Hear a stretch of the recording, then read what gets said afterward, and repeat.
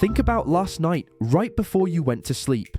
You were lying in bed, hadn't gone for a run, hadn't carried anything heavy, hadn't done anything physical at all, yet your body felt like it had been carrying the weight of the world all day. And you thought to yourself, what did I even do today? The answer was simple. Stared at a screen, sat through a 2-hour online meeting, scrolled through your feed, and replied to 15 text messages. That's it. So why did you feel like you'd just run a marathon? This is not weakness, it is not laziness, and it is not something you should be ashamed of. It is the price your brain has to pay, because it was designed for one world, but is operating in a completely different one. Matthew Walker, a neuroscientist at UC Berkeley, calls this evolutionary mismatch, the disconnect between the brain that evolution built and the world you are actually living in. And that is where everything begins. Your brain has not changed much in the last 300,000 years, but your world has transformed completely in just 100. Your ancestors woke up each day with a clear mission: find food, avoid predators, look after the group, sleep when it got dark. Their brains burned energy on tangible, concrete problems, made decisions with clear consequences, and stopped when the day was done. But your brain in 2026 does not work that way.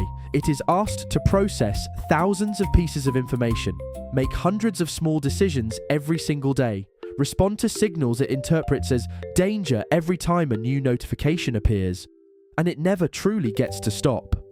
Roy Baumeister, a psychologist at Florida State University, described this through his theory of ego depletion. Every decision draws from the same pool of energy, and that pool has a bottom. When you decide what to eat for breakfast, choose which email to answer first, hesitate over what to say in a meeting, and scroll Instagram for another 10 minutes. Your brain is working, all of it, even when you are just lying still on the sofa. So how does it get tired if nothing is moving? Here is the most fascinating part. Your brain weighs only about 2% of your body, but it consumes roughly 20% of all the calories you eat. And most of that energy is not spent on deep thinking or complex problem solving. It is spent on vigilance. Lisa Feldman Barrett, a neuroscientist at Northeastern University, explains that the human brain operates as a predictive engine. It does not simply react to what is happening. It is constantly trying to predict everything that might happen next.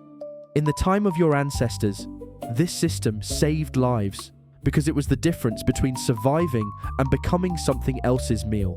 But in 2026, what your brain has to predict is how your boss will read that email, what the person who's seen your message 2 hours ago is thinking, and what people will think of you for liking that post. A system built to outrun predators is now running in loops, predicting things it will never get an answer to, over and over, all day long. And it is exhausted. But there is something else making it worse. The modern world has no end signal. In the time your ancestors lived, days had clear edges. The sun went down, the fire died out, everything stopped, and the brain was given permission to stop watching. But your screen never goes dark. Notifications can arrive at any moment. Emails are always waiting. And worse than that, your brain has been trained to feel like something important is always about to happen. Adam Ghazali, a neuroscientist at UCSF, calls this interference, when new information interrupts your working memory before it has finished processing, forcing your brain to restart again and again. Like a computer that freezes and gets force quit every 2 minutes. And every time you pick up your phone for no reason, you are doing exactly that. Someone has probably told you just rest at some point, but watching 3 hours of a series is not rest for your brain. It is switching the type of work from the stress of decision making to the stress of passive information intake. But the brain's surveillance system is still running. Real rest for the Stone Age brain living inside your body looks very different from that.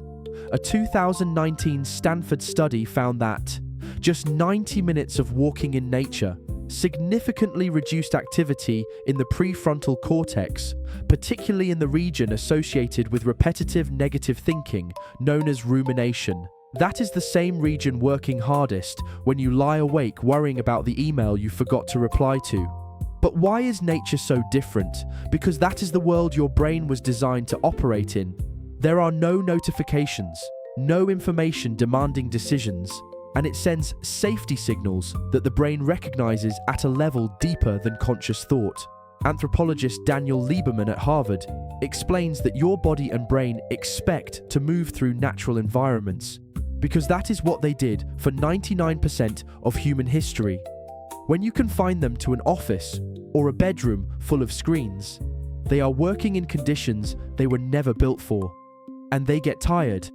But this is not only about nature, there is something else your ancestors had that you are chronically missing: boredom. That sounds strange, but stay with this for a moment. In the world before smartphones, there were stretches of time when the brain simply had nothing to do, nothing to watch, nothing to answer. Those moments were not wasted time. They were when the brain's default mode network, the DMN, got to do its work. The DMN is the neural network that activates when you are doing nothing. It is the system the brain uses to consolidate memories, process emotions, generate creative thinking, and plan for the future. It is a factory running the night shift, sweeping up, organizing, and preparing the space for tomorrow. But every time you reach for your phone the moment boredom sets in, you are shutting that factory down before it finishes its work every single day. The result is a brain that never gets to reorganize itself, memories that never get consolidated, and emotions that never get processed, circling inside your head in a loop that never ends. You feel tired, not because you did too much, but because your brain never got to recover. So what do you actually do? There is no magic answer, and there is no app that will fix this, because apps are part of the problem. But there are small things that the Stone Age brain inside you genuinely needs. The first is aimless movement. Go for a walk without a podcast playing, without counting steps, without taking photos. Just walk, the way your ancestors did every day. The second is letting yourself be bored. Sit and wait without picking up your phone. Eat a meal without opening a screen, just 5 minutes, and notice what thoughts surface. Your brain has things it wants to tell you, but it cannot speak because the noise never stops. The third is accepting that this exhaustion makes sense. It is not weakness. It is not laziness. It is a signal from a brilliantly designed system, telling you it is operating in an environment it was never built for. Your brain is not broken. It is just trying to survive in a world it does not recognize.